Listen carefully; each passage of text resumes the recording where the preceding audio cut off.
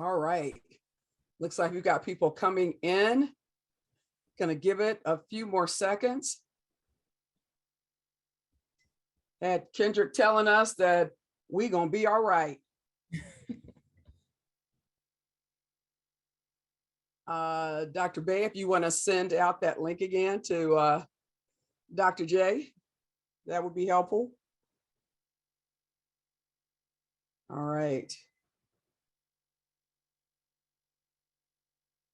All right. So welcome to the exchange. I am Dr. Cheryl Hall Russell, and I am with an organization called Black Women, Wise Women. We are a diversity, equity, and inclusion firm located here in Pittsburgh. My job is a real cool one. I get to run these exchanges, and these exchanges are really a time for us to come back, having watched the main stage conversation, come together in what we call our break room. It's when I'm going to bring some of my friends into the break room, and we're going to talk about what we just saw. We're going to talk about the themes. We're going to talk about what touched us, what, you know, you could not help but be fired up if you were in that last session. So me and my friends in the break room are going to talk about this, but more importantly, we're going to give you all about 20 minutes together in breakout rooms to talk about what you heard too. We're going to pose a couple of questions for you to chat about. The whole idea of the exchange is to bring together ideas, to exchange numbers, to exchange, everything that you want to talk to other people about. What's going on in other parts of the country? What are some ideas that you may have never thought about? So we had a really great exchange yesterday. I can only imagine this one is going to be fantastic as well. So I am going to ask, we've got a few folks that I want to bring into the conversation now. And they include Dr. Jamil Bey, who is the founder and president of the Urbankind Institute here in Pittsburgh.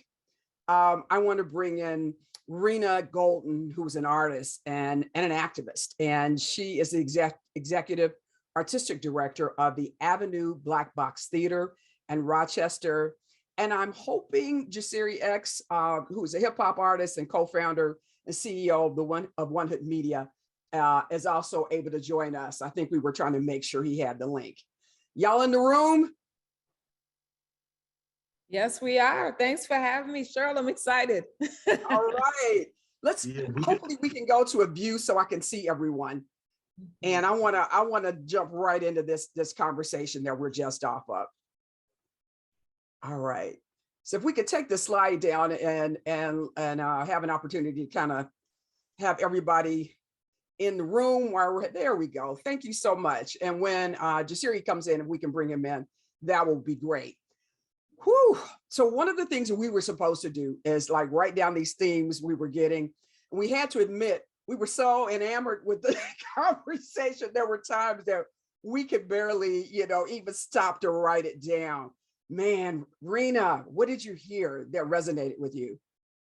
I mean, I heard so much. I loved hearing all three of these powerful sisters and femmes just talking about the people power, talking about community power, talking about broadening our scope, but also remembering the excitement that exists on the ground, like with service, right? And building community and community transformation and all the stuff that I'm super excited about here in my neck of the woods as well. And I really want to ask the rest of y'all too, like, what are we excited about? I feel this excitement. I feel this energy in this current movement, its current atmosphere, even with all the setbacks. But I want us to sort of, kind of cultivate some of that excitement as we move forward into the conversation too.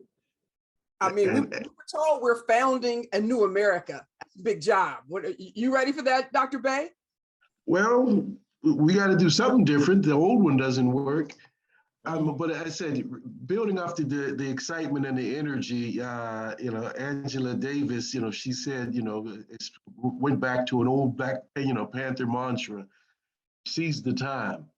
The energy, the momentum, the things happening in the country, and consistent with what we were talking about yesterday, I'm seeing it like, if you watch football, when you get down to that goal line, the defense really tries to stand up because, it's pending that they're going to bring everything they have at you because they Right. don't want you to score. And once, and that's where we are now. And that's what I'm saying. So the opposition, as crazy and as blatant as they are right now, it's because they see that their way is over. They're losing and they're throwing everything at. They damn with democracy, damn with the Constitution, damn with respect. And let's just hold on to what we can hold on to is what they're working at. And we can allow that. We can play that game. We can be courteous, or we can push forward. And I think that's the call from today. Yep. Yep. Man, how did it hit you, Ajasiri? I mean, this was pretty dynamic. We were saying we were struggling to hone in on any one particular thing because our heads were blowing up. Yeah, I would say damn with the truth too, just to add into Dr. Bay's list of damns. But I did a song a few years ago called "The Whitest House." And that was kind of my response to the Trump presidency. And in it, I said the last gasp of a world that is dying out. And I think that's the thing to really be excited about is, like you said, I mean, this is where we're really seeing like the last gasp of this. And we're really seeing like almost like white supremacy trying to cling on as it gets dragged away and out of sight. And so I do think that's the thing to really be excited about is to see folks, I'm here in Pittsburgh, although last year was a difficult year, we saw a lot of young people begin to organize, begin to take power. We saw power happening in our own community where we're looking at possibly having the first Black mayor that Pittsburgh has ever seen. And so, like you said, I think, nationally, I mean, it's weird because we see all of these crazy people kind of getting a mic and getting attention. But at the same time, anytime we have, we can look to leadership like Angela Davis and LaTosha Brown. I mean, we're in a good place. We have brilliant folks that are kind of setting a tone for us and handing us the baton to run with ourselves. And so I think I'm excited. I was excited about just the conversation and Angela as well, that incredible conversation. And really, we're looking at the folks, like if these are the folks that we have in front of us, we're gonna be all right. You're gonna be all right. Is that exactly what Kendrick said? I don't know if y'all, I was just gonna add one little thing. I don't know if y'all were able to watch LaTosha on Breakfast Club, and I loved when she was her appearance on the Breakfast Club, and she talked about exactly like that. We're not, we shouldn't get discouraged because the reason, they're coming with these guns like this is because we're winning, not because, we're losing, so they're coming harder and harder. So just to echo what you're talking about, Jasiri. That right there. Something else LaTosha said, which I found interesting when they were discussing the divided America. And she was like, I'm sorry, when have we been all together? I kind of missed that. What did that look like? And I mean, that really struck me because we have been using that division language and bringing us back together. And she like, please tell us when that was. How did you respond to that? Right. I definitely agreed. I'm gonna let somebody else start with that. Dr. Bay, what did you think? I don't know if there is a response. Because especially for those of us on this side of the divide, we're not fooled by that. We know that. I think the problem that they see now is some of their children are calling their BS, and they see that. The young people who are growing up in this era, realize that that's not sustainable. These kids that they go to school with, the music that they listen to, the clothes that they wear, they see people as more so as people than their parents and grandparents did. And so the divide is in their own household. But as far as did we sit at the table? My father tells a story about what, he was a welder, and there weren't many Black welders. He and his brothers had to get a police escort from the weld site back to the hotel where they were staying in because the white folks wouldn't let them drive through the town because they didn't want these Black men coming in making that kind of money. And so every night at the end of their shift, the sheriff deputy had to come and drive them back to the hotel. And so, that's when we were a solid country back in the 50s. You know, that narrative doesn't fly on this side of the tracks. It's that same "Make America Great Again" language, like when, you know, for us, it's that same thing. Like, nah, it was never great for us. You know what I'm saying? It was never. And I think part of what's happening right now is because of, you know, social media kind of, you know, it began to give voices to people that didn't have voice. And I think like what we're seeing now is that's what's happening. It's that people are being able to get on the mic that normally would not have had a voice, right? You know, one of the things when you're talking about pushing back on white male patriarchy, one of the places you see it exhibited the most is in media.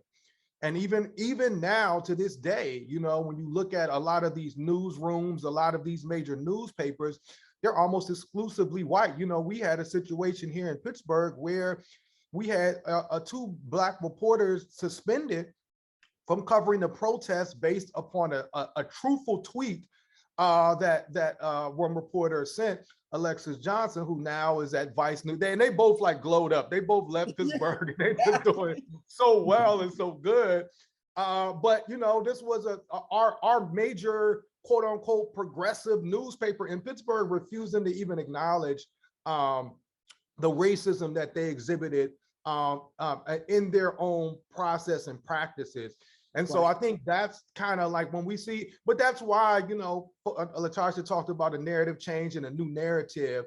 And that's what we're doing. We're kind of collectively, whether it's social media or the different platforms we're using, developing our own narrative, a new narrative. And I think that's where you see a lot of the pushback, because now voices are coming up and people are coming up with truth. So now we got to try to outlaw the truth. Now we got to try to pass a law where you can't even teach, you know, or right, tell the truth. Or it's like, oh, well, if you talk about the Holocaust, you have to talk about an alternative view, as if there is an alternative view of the Holocaust. Like this is the craziness that's happening. But I believe it's because the strength of our voices, the power of the truth that we're speaking, the power. We've never seen this many people, this brilliant collectively speaking truth to power, as many of us, not to diminish the leaders that came before us, but we're more of a choir now. And I think that's the powerful thing that we're seeing.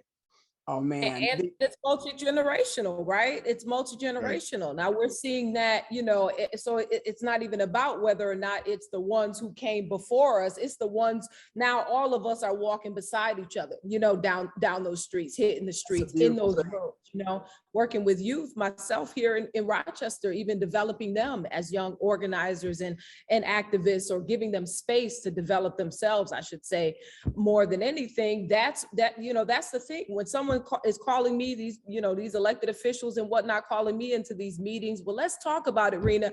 I'm bringing them with me. I'm bringing them with me to say, I'm not going to speak for them. They can speak for themselves, right? And they have a truth that also is, it may be a different truth than mine, because their lived experience is different than mine in some cases. I want to bring up one thing, and thank you for that, because the intergenerational fight, I mean, I'm living for every minute of that. Well, one of the things, and I noticed this is in the chat, was they were talking about the use of the media. And, you know, Jasiri, absolutely one of the reasons we were so glad to have you come on, because what we're watching also is us taking control of our own media. Can you talk a little bit about what you guys are doing, Jasiri? Because again, this is an exchange of ideas, and I want people to understand what it is you're doing with One Hood Media. Well, it really started with us. It really started with, you know, and 2020, of course, you know, I kind of described it as almost like being on fire the entire year, because, you know, we're an organization at the intersection of arts and activism. But when COVID hit, you know, and we saw our community being disproportionately affected, we started giving out masks and doing stuff around COVID. Then when the protests hit, we're supporting youth organizers and dealing with that. And then, you know, we had the election. We're in a battleground state. But one of the things when COVID first started was they started to have town halls in Pittsburgh, and we didn't see any Black representation. So we came together, One Hood Media, Urban Kind with Dr. Bay, Black Women, Wise Women with Dr. Cheryl Hall Russell. And we started a town hall called What Black Pittsburgh Needs to Know About COVID-19. Thinking that maybe this would be maybe 2 or 3 shows, 4 or 5. And it It was blew up April to of 2020. we're still doing it. Like it blew up to the point that it like gave so many people a voice that we realized that this is something that we had to continue to do. And so then we got with the organization called Gateway Medical Society of Black Doctors and Nurses, and we started Ask a Black Doctor about COVID-19. And then we started to look at our like Facebook page, almost like a channel.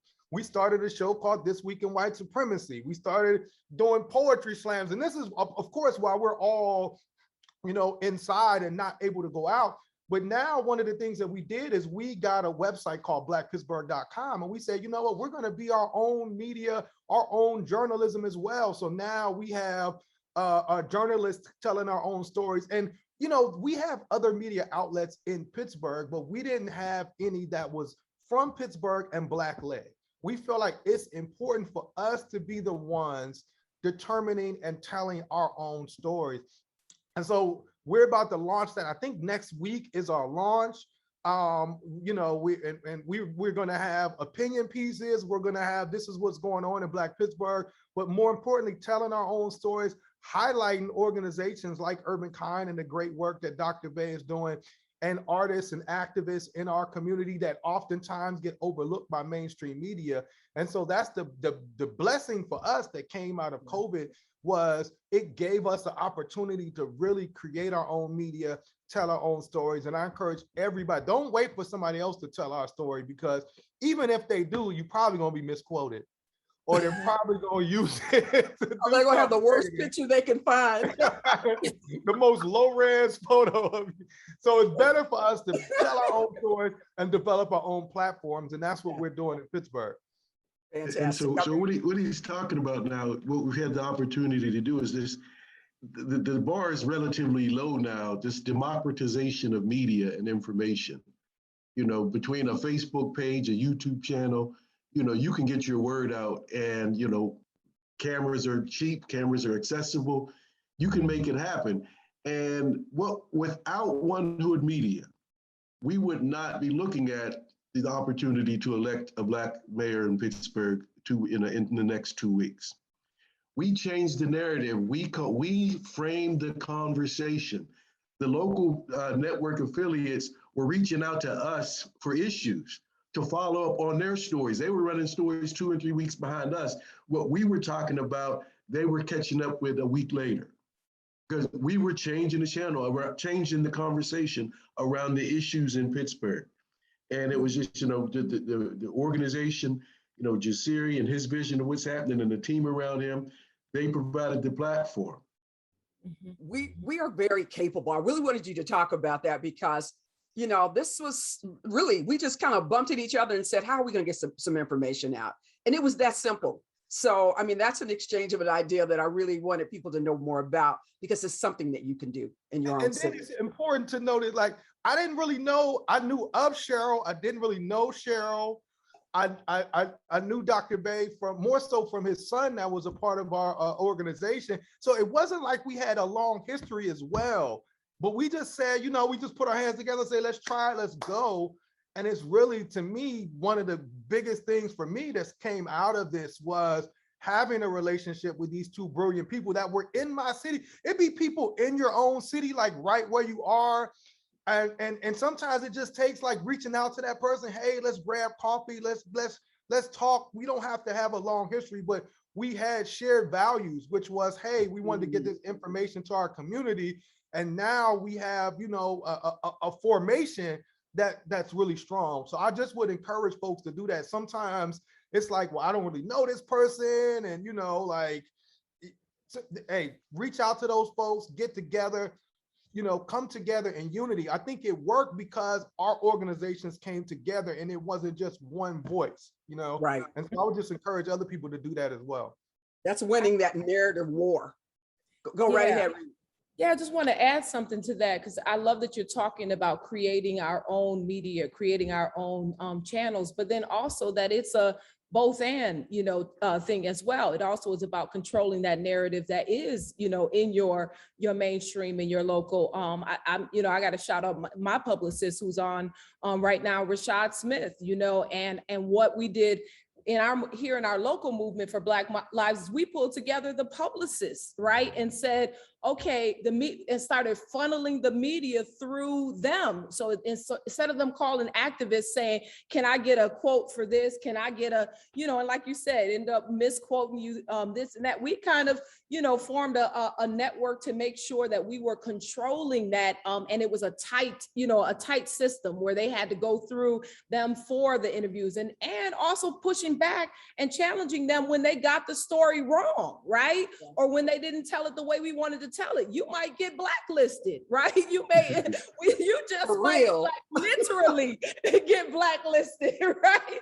So that was one thing that was really powerful, but also being able to connect those dots, I think that Jasir and Jamil are talking about with people, actually making sure that more voices are entering into that discussion so that we're not just going to the most available or the sexiest voices, out there. I think my voice is pretty sexy, but I think there are some others out there as well that need to speak. So how do we push, keep broadening that and also pushing that, recycling that, back into the community, that kind of power. And I think that that's what community power really looks like when it comes to changing and controlling those narratives. That's right on point with what Angela Davis was talking about when we start talking about what they were all talking about, the grassroots development of the voices are there. We just haven't listened to them. And that is where this radical change that they keep talking about is coming from. And I think this past year has been remarkable in watching the growth of that outside of the communities and their bigger push. Before we go though to the breakouts, let's talk about Black women in this conversation.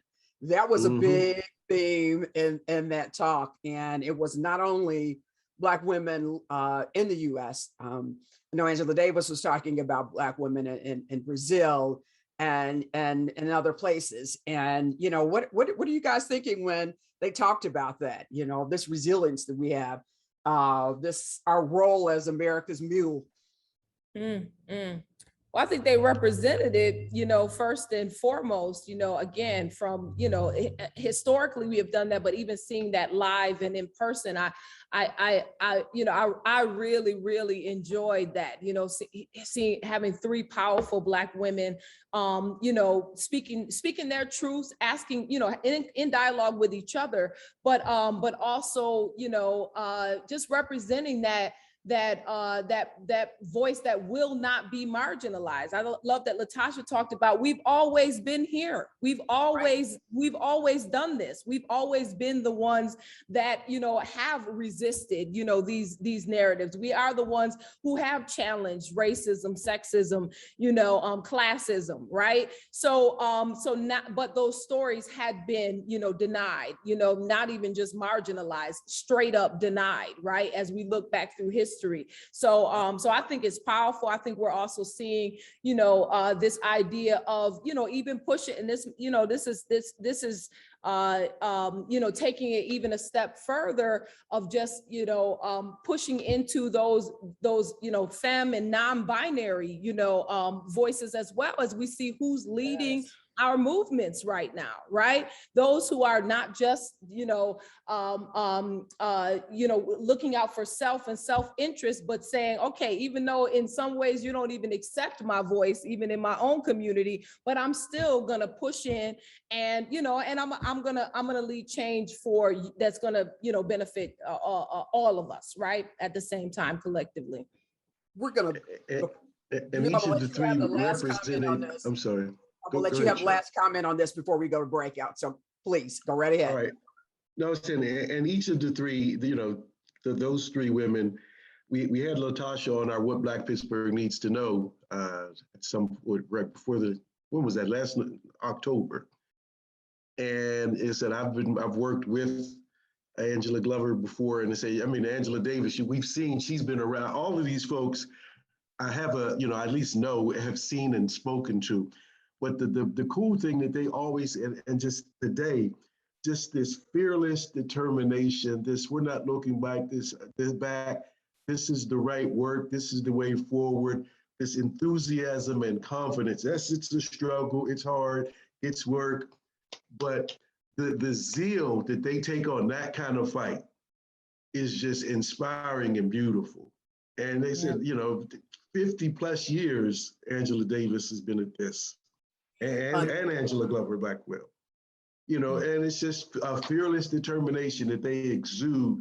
It's like, I can't feel tired, make you feel bad for needing a break. We're talking about burnout. What am I doing wrong? Get your butt up there and do what you got to do. I hear you. I know we have said a lot, and don't bail out on this breakout. I want you guys to go into the break room, and there are a couple of things I want you to think about. How are you leaning into this shift that's happening in America? How are you leaning in? How is your work leaning into this building of a new America? I want you to think about that question in your conversation, but also feel free to kind of weigh in on what you heard, what you saw, both with this exchange and with the one we saw earlier. You got about 20 minutes to chop it up with each other. Hopefully someone in your group will kind of do some highlights of your conversation. Then we'll come back and we'll talk about what you talked about. So we're going to break you out, and I can't wait to see you come back and have that discussion. So hang in there. Phrase the question one more time. Okay. How are you leaning into the shift that's happening in America? How is the work that you're doing, and even personally? Because a lot of this was about staying in the fight. All right. All right, let's go to the break.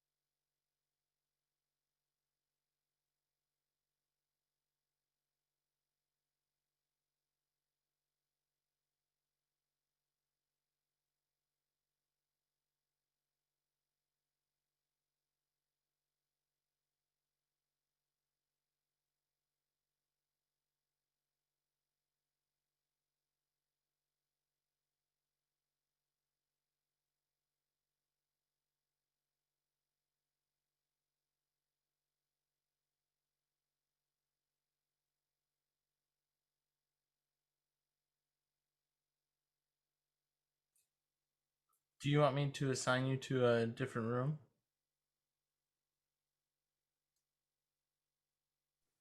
Yes, they told me to come back here, and Lorianne said she wanted to send me somewhere else. So apparently our group was really small. Wherever Rena went is fine.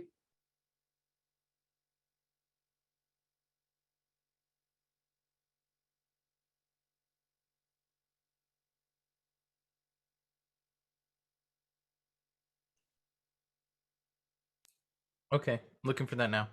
Okay, thanks.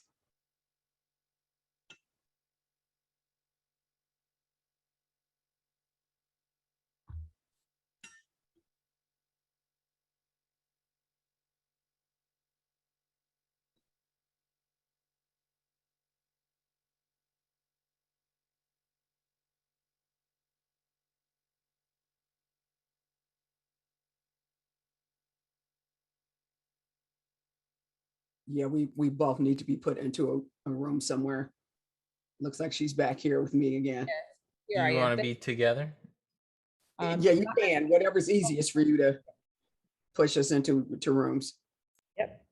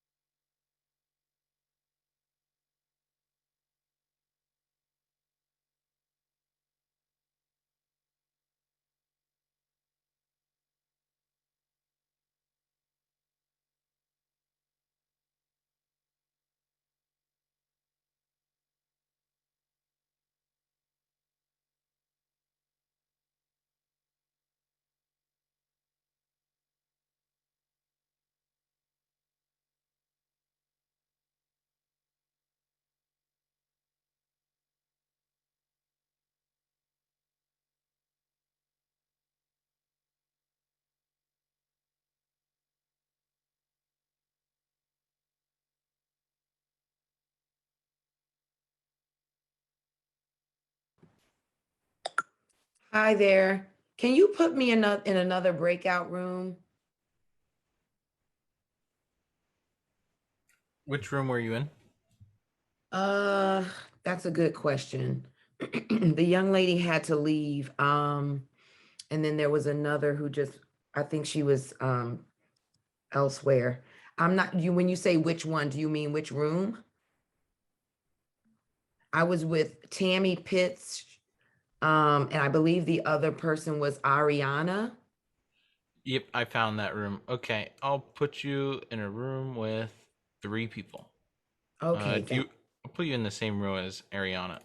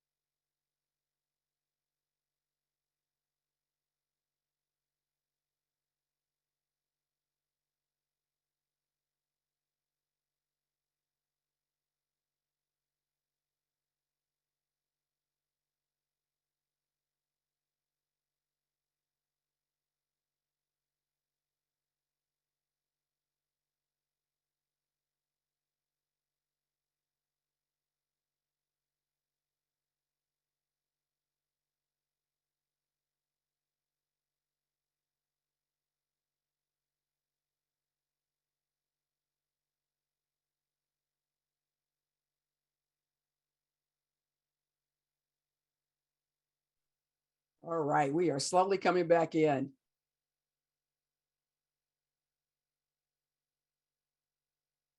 It's like we still got about half the folks to go. Man, those conversations were almost as energizing as the as listening to the Angelas and Latasha. Oh my gosh, fired up. We were blessed. We got a chance to be in two, go to two of them. And I didn't want to leave. Right. I'm I got loving it. moving through rooms, but man, the conversation was unbelievable. Yeah. I'm hoping folks continue these conversations with the connections they've made with each other. It seemed like there were some good connections that were being made with each other, kind of, like minds getting into a room, and y'all, we might win this thing.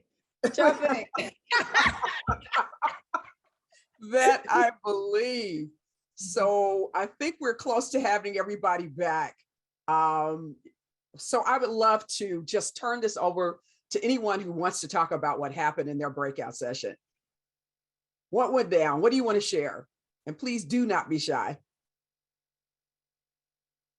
Should they I'll raise start their off. hands or unmute themselves? What are they? Oh yeah, go ahead. Yeah, Sorry. she did. I'll start off. I'm Angela, an executive assistant at Urban Kind Institute. And one of the things that we discussed was just about trying to get into a space where we are, number one, trying to share information as we learn. I was in a room with Christina and Charnay, and Charnay and I both had the same theme of, wanting to educate people and inform them of this type of work, and just being clear and using our creativity and expression to just help move others forward.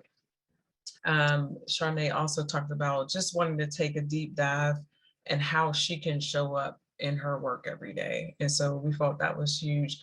One of the things that Christina mentioned is self-care and being able to be in a place of positivity and focusing on her work and not so much focusing energy on negative folks, basically, people who just don't get it, just let me focus on doing what I need to do so that I'm showing up every day as my best self, and then to be able to share and do her work and to focus on what really matters. So those are some things we talked about. A lot of distractions out there. Yeah. Part of our conversation is, do we continue to talk at people who have no interest in listening? How much of your energy is going to that? But you want to make sure, they're a part of it in some kind of way, but how much energy is it wasted? Is it worth it? How distracting is it to our actual mission and goals? Yeah, we definitely hit up on that one.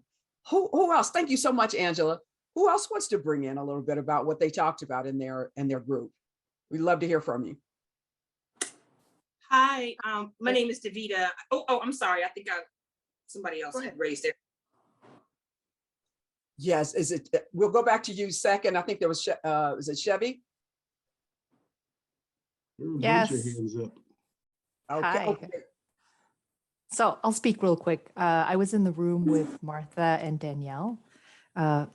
Turns out that Martha is in the same city that I'm in. I'm in Portland, Oregon. She works for the Multnomah County. I work for the state of Oregon.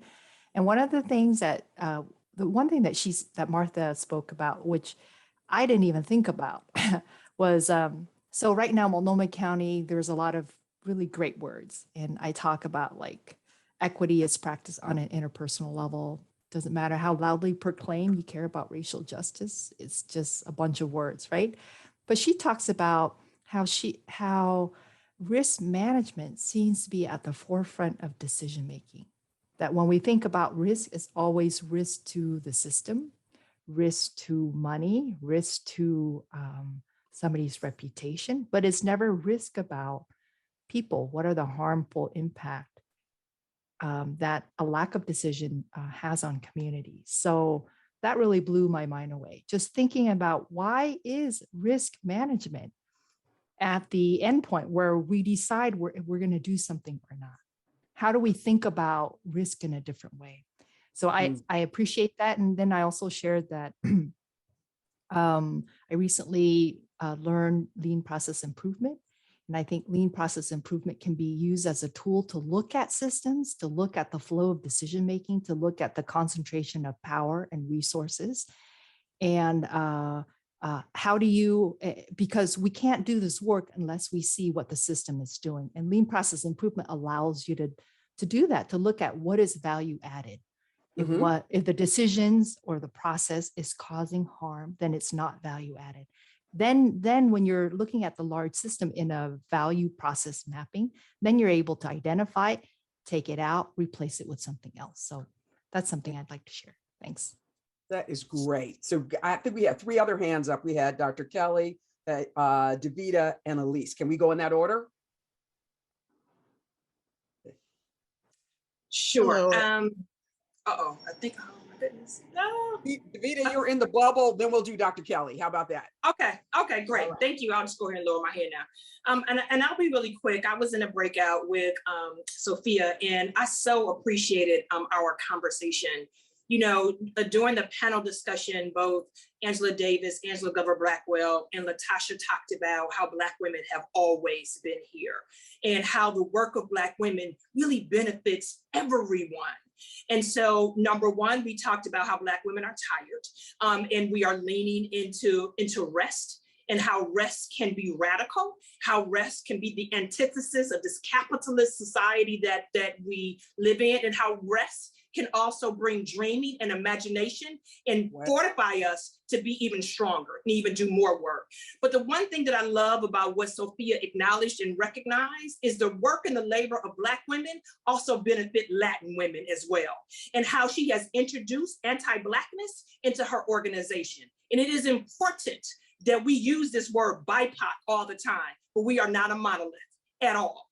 And so it is important for folks to realize that the work that Black women do really benefits all oppressed women everywhere, irregardless of race and color. And I so appreciate the fact that the way that she's leaning into that in her work is by introducing anti-Blackness, which was not a part of the vocabulary at her job. So I really appreciate that, Sophia. Thank you so much. So powerful. The whole idea of that, as much as we're not allowed to do well, when we do well, we bring everybody up with us. That it is an intense thing. Dr. Kelly, please. Hello, good morning, everybody. First, before I jump in, I just want to say how wonderful it is to be a part of this dialogue and a part of this conversation. So thank you for the opportunity to share. I was in a breakout with Sarah Graham as well as Lori Ann, and it was short but sweet, really powerful opportunity to share.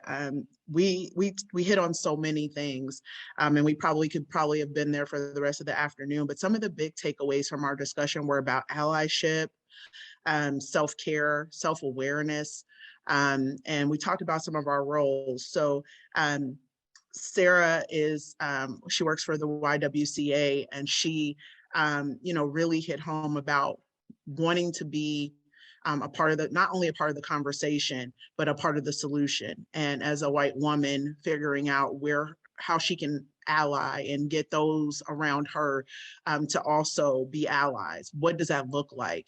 Leaning in by listening and hearing what the struggle is like for Black and Brown folks, but specifically in the realm of being in an organization that is built upon helping women.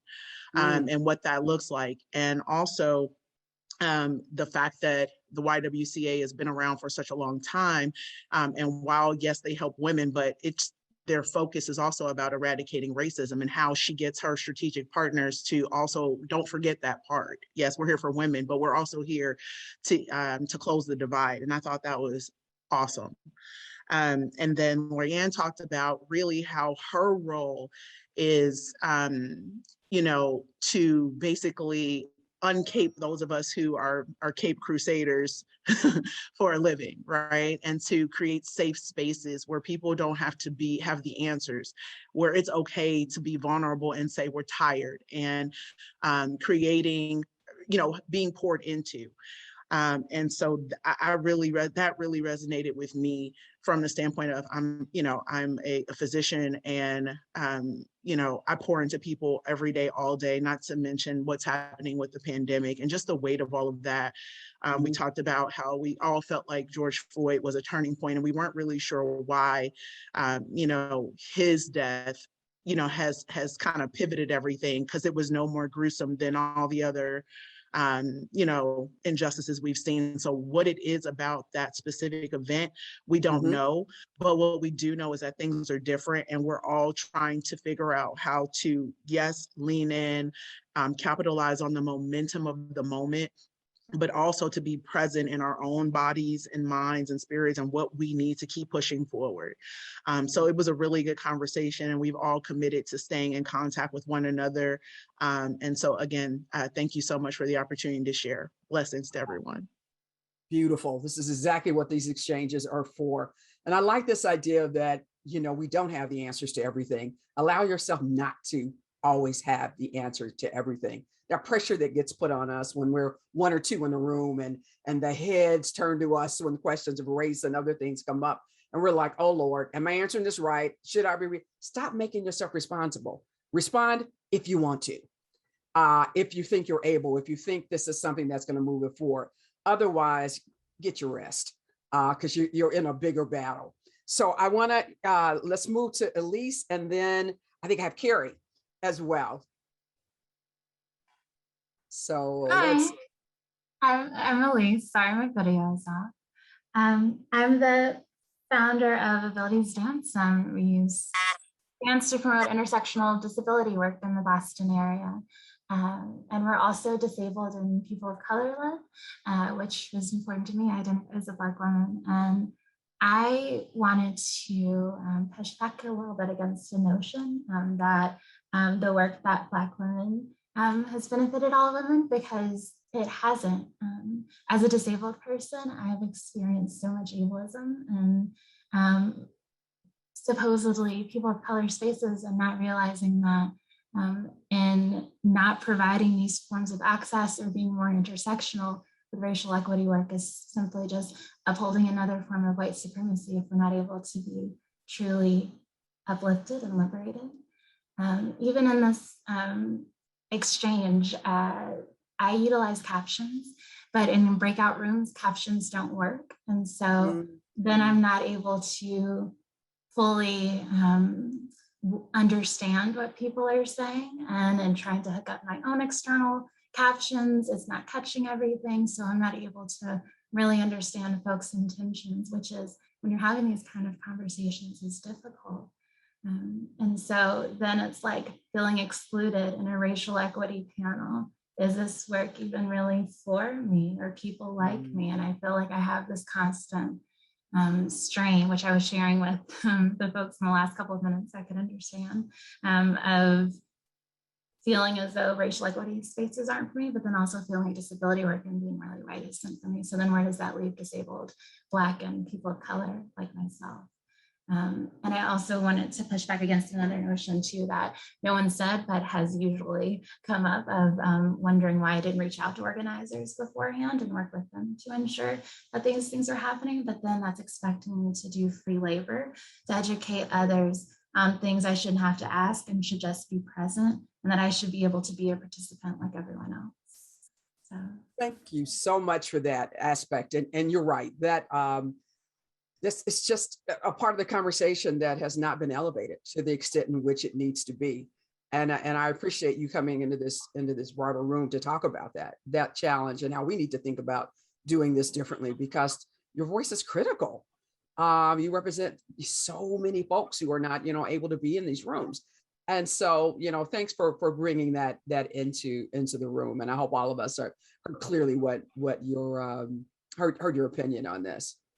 All right, so looks like we've got Carrie, and I'm kind of bouncing around a little bit. I can see some hands and some hands I can't, but Carrie. And okay, so we do Carrie, is it Ladine and Rashad? All right, in that order. Right. So I was in a breakout with Christine Moses, and then also Cheryl and Rena joined us. And our conversation, like so many of you have already said, covered a lot, and I'm thankful to have had that shared space. A few of our primary points were that as practitioners who strive to help organizations become more equitable and just and inclusive, we are being really thoughtful about how we can stand in our values about the work to which we say yes when an organization really wants to make some change, and where we are standing in our no because an organization is trying to check a box rather than make real change and potentially do more harm for people in those spaces. We also acknowledge that for many people in privileged identities, and we know that those are many, the idea of justice or fairness can raise fearfulness for them of losing something. That because you suddenly have something, you have healthcare, you have food, you have shelter, that somehow I am losing something in exchange for that. And we talked about a workshop this morning, and the notion that, you know, bridging and justice, you know, does one have to come before the other, or can those come together? And Christine, I invite you into. Yeah, that was the upshot of our conversation, and that it is about doing no harm to the BIPOC that are in the organizations that we are consulting with, right? And then how to move that organization forward if we choose to, because it is really informed by our values, because checking the box is not something I want. I'm into transformational change. And so it's really hard. I'm in the middle of writing some proposals, and I'm like, oh, this does not smell good. This doesn't taste good. No. I think I should not do this. So it's just building my discernment around that. And yeah, it was so wonderful to meet Carrie. For sure. I love that room. It was amazing. And I think it's Ladine. Please don't, I apologize if I'm mispronouncing It's your name. okay. It's Ladine. And Rashad, Ladine. you want to, I think Rashad's hand was up first. So I'm just going to go ahead and I'll go after you.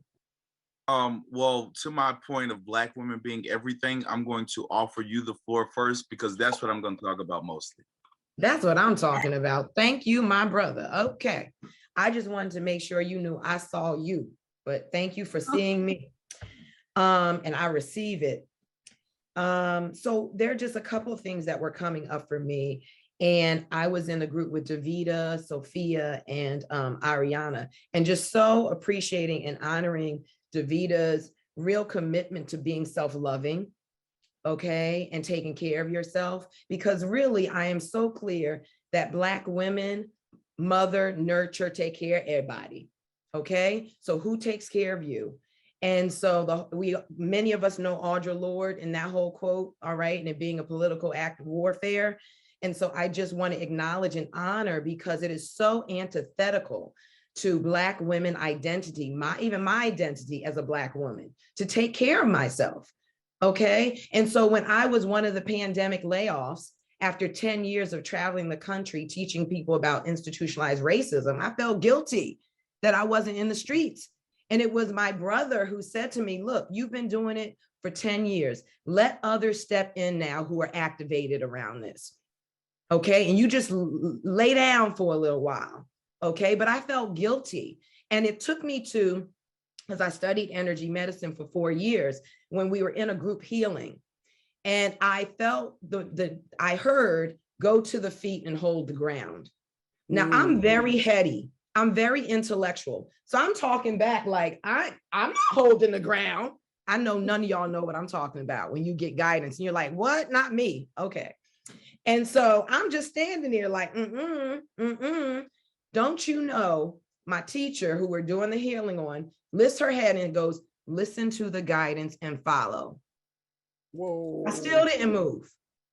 Finally, someone else in the healing went to the feet and held the ground. So why am I saying that? Not to absolve myself of what I'm supposed to do, but also to know that if it's mine to do truly, it will be done. And if it ain't me, I'm going to trust that someone's going to step in and go to the feet and hold the ground. Okay. The second thing that came up, and I really appreciate, Elise, what you shared, and Cheryl, how you received it as the facilitator of the space. Because for me, the work that I do is all about whiteness and unpacking white as a color, culture, and consciousness in oneself. Okay. Because I can always go out. But when Carrie talked about bridging, I spent the first 2 days of this week in the Other and Belonging Summit out of UC Berkeley that was all about bridging. And so when I heard you say that, Carrie, I was like, yes, because Elise's voice, metaphorically, but literally, is essential. We each have to speak, because I don't know what it's like to be disabled. So I'm going to step in it. So it is essential that when people have an experience, we create enough of a space where they feel comfortable saying it. So I say it's a credit to the space that, and to Elise, that she felt comfortable enough even entering and saying what she needed to say. How many times do I, as a Black woman, not even feel like, oh, just girl, sit down, be quiet, because they ain't ready. They're not going to hear it. It's going to be injurious to you yet again, right? And so I think that is me wrapping up with, how do I show up when I step in it? How do I show up when I'm the person who's created the injury? And I think Cheryl modeled beautifully, okay, the skill and capacity that's required. And that's what I do with people, is helping them build the skill and capacity required when they are the one who injured. And finally, this sister sent me an article written by another sister, a darker sister, titled, "Why I Don't Talk to Light-Skinned Black Folks About Colorism Anymore." And everything she said, I said, say it, that's true. We have to build the capacity to hear when we are the ones who do the injuring, okay? And that's all said in love and from a space of an intention of bridging. Wow. I don't even know how to respond. You so many gems here. And put that article in the chat, because I had not seen that one. Fascinating. We're getting down to our last minute or two. Gosh, we need another 30 minutes. Rashad, please. Yeah, Cheryl, a way to respond is Black women are really everything. And so this was a solid point that I took from the conversation, because as Latasha was talking about the burden that Black women carry every single day, I just put myself in my real lived experience of being raised by a Black mama and a Black grandmother, a fatherless Black boy, who cooked, who cleaned, who worked, who babysat, who took me there, who took me here, who really shaped who I am in life. And so that was something that we spent a lot of time speaking about. I was in the group with Dan and Mary Johnson. And so we really had the opportunity to dive into that and to say, we have to acknowledge that. And how do we acknowledge that? We say it, we speak it, but we acknowledge that through advocating for a higher pay, right? Through advocating for opportunities to lead, like we know Black women can. So I wanted to spotlight that for sure, that Black women are really everything. The other thing that we talked about was just this work, and this was a conversation that I had a couple of times over the last few weeks about this work in racial justice being 24/7 work and how tiring that is for all people. And then last week, I think I talked about it being tiring for Black men. And then after today's conversation, I was like, and overall, tiring for Black women. The fact that we have to carry a burden, and being Black is beautiful, but being Black can, as we know, can also be a burden depending on the situation and the scenario. And so the idea of really doing this work all day, every day, and living in my beautiful Black skin, it becomes very complicated. It impacts our health. It absolutely does. And so I think that from this conversation around this 24/7 work, just knowing that this work is 24/7, period, but we have to pace ourselves. So I just think that's important. Another thing we talked about was kind of came from the conversation around media and creating the narrative. or making sure that mainstream media adjust the narrative to tell the story right. And Dan wanted to talk a little bit more. Rena mentioned in one of her conversations about me sort of supporting the movement here with local media in Rochester, the movement for Black Lives, and the idea of me having to sort of be this middleman between advocates, me being an advocate myself, and the media, who I have to maintain positive relationships with because I want my clients placed. So when you're in the position of helping tell a story right, when you're in the position of also having to correct that story and they get upset at that, and then you're also trying to maintain your relationships. But I shared with the group that I'm willing to risk those relationships so that the narrative can be right. And then lastly, I'm gonna have to slow you down, bro. I got 1 minute. All right, got it. I'm done. That was that. And it was amazing. Listen, I cannot thank everyone enough. My panelist earlier, Dr. Bay, Jasiri X, Rita Golden, the opportunity to do these exchanges, period. It is just a brilliant opportunity to share so many ideas and to invigorate. That's what I heard. I heard a lot of excitement and people like, okay, this is how I'm feeling too. This is what we need to do. I love the idea about the self-care, which has been a string through just about any meeting I've had over this last year. Just sitting back every now and then, let somebody else tag in order to do this long haul that we've gotten ourselves involved in. And of course, the ongoing theme of listening to Black women, because we have been at the forefront of a lot of this work, and right alongside everybody else, but sometimes not acknowledged in the amount of work that we put forth. So join us again, November 5th. We're going to be doing another exchange, upsell exchange, and it's what didn't get said and what needs to be done. So it's an extension of all of these conversations that we've had all year, and we would love to have you involved in that. So check your email and make sure you sign up. So we are signing off now at 1:15, and have a great rest of the summit. Take care, guys. Thank you. Take care. Take care. Thanks.